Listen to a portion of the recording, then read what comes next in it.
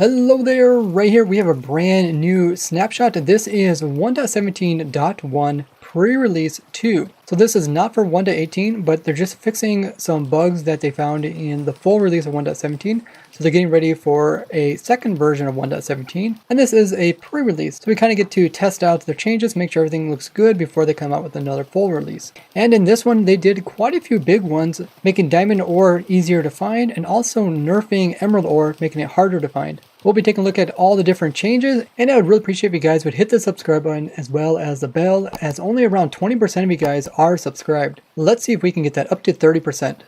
Now let's get into all the changes. They fixed a problem that pets of a player, which were given names, were not being logged correctly when they were being killed. So if we go ahead and kill this dog, it is my dog. So you can see in chat, it says my dog's name, and it says who was the person that slain it. It even says the UUIDs of each of these. If you hover on top of it, it says it's a wolf.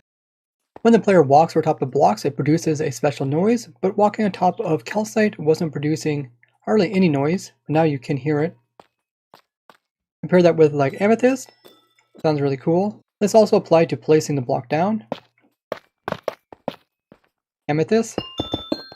I really like listening to the block placement and block walking sounds. The only problem is block placing is so much quieter than pistons or dispensers or explosions. They're just so loud that you can't really hear the nice small details in the game of Minecraft. I personally would like them to add in some more sliders here for explosions, give us more variations. We can hear the cool sounds without having to constantly hear the obnoxious sounds.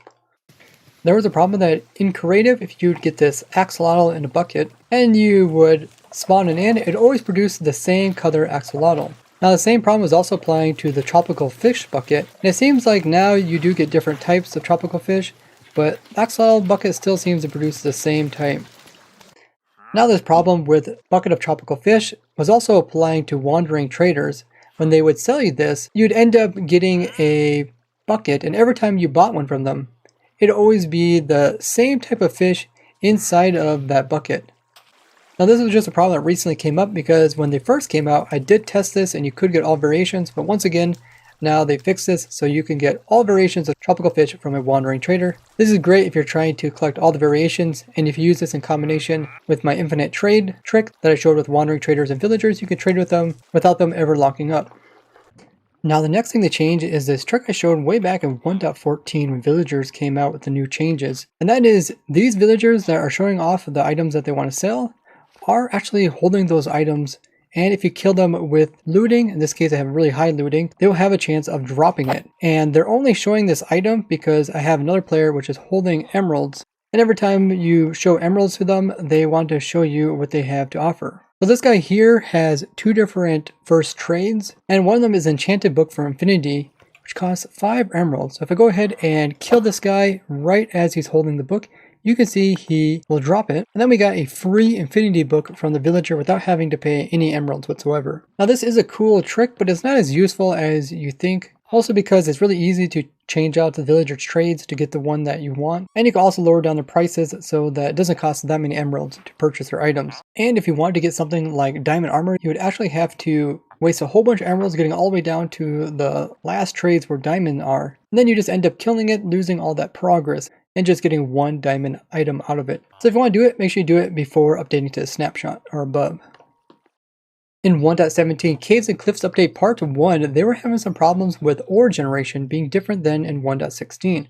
Now with this new version, even though it's called the Caves and Cliffs, they said they were going to leave the ore generation pretty much exactly the same as it was in 1.16.5. The first problem was that it was producing way more emerald ores than you were seeing in 1.16. Just in this little example here where I showed this tunnel bore off in the video where I covered all the different new farms for 1.16, we actually found 3 emerald ores in this very small stretch. And here you can see a screenshot of 1.16 versus 1.17. There is 15 more ores in 1.17 in this very same chunk and seed. So this was an unintentional thing, and they have now changed this so that emerald ores will be rare as they were before. So if you're trying to get these emerald ores, either the normal ones or the new deep slate ones, which are even rarer yet than the normal ones, be sure to collect them all in 1.17.0 before updating to 1.17.1. Learning how to do this, I will link the video covering how to use this tunnel board to collect tons of those for your survival world, as they will be much more rare in the next full release of the version. And something I talked about in previous snapshot is that they can actually be discontinued in 1.18. I find this hard to believe, but based off what we know so far about 1.18, these ores wouldn't currently spawn in 1.18 generation. But that is still far away, so we'll see exactly what happens. Either way, be sure to collect a bunch of them before updating. Now, this wasn't the only problem with ore generation. Diamond ore was also spawning in different locations and amounts compared to 1.16. There are some cool graphs on the bug report illustrating this. You can see in 1.16, the amount of ores found at such a Y level is different than 1.17. So from 0 to 5, this is where there's bedrock, so there's not that many ores in the bedrock. You can see for 1.16 there's more ores down lower, but typically people don't mine until Y level 10 so they don't have to run to lava. And here you can see that 1.16 the diamonds drop down quicker than in 1.17. Here's another graph. As you can see, the amount gets bigger as you get out of the bedrock and going up in Y levels. And then it kind of plateaus here and then it goes down again once you go near Y level 16. Now compare this to 1.17, it's a little bit different, and this also changes with the amount of deep slate diamond ore types. And the main difference between these two graphs is you can see the amount, like the total amount that you get in 1.17 is around this 1700, where 1.16 it easily goes up into the 2000s. So overall there's less diamonds, even though there's both types of them. So they went ahead and fixed this so that it is once again like 1.16 as they said it should be until the 1.18 second part of Caves and Cliffs comes out.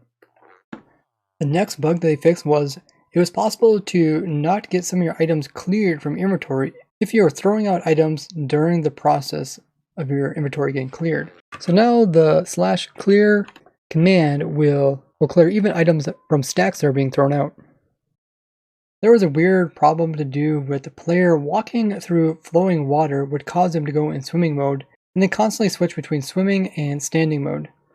So those are all the changes for 1.17.1 pre-release 2, and just like I had a video covering everything that you should do before updating to 1.17.0, I will also be making another one of these videos specifically for 1.17.1, since there is so many big things that you could take advantage of before updating. So make sure you guys are subscribed. And if you enjoyed learning about the more technical things that are changed in 1.17, make sure to check out these other two videos where I cover cool things that you can still do in the Minecraft game. And we'll be coming out with more videos showing tricks for 1.17. As always, if you come across any bugs while you're playing, be sure to report them to the bug tracker website. I would like to thank you guys for watching. I will see you guys in the next one. Bye bye!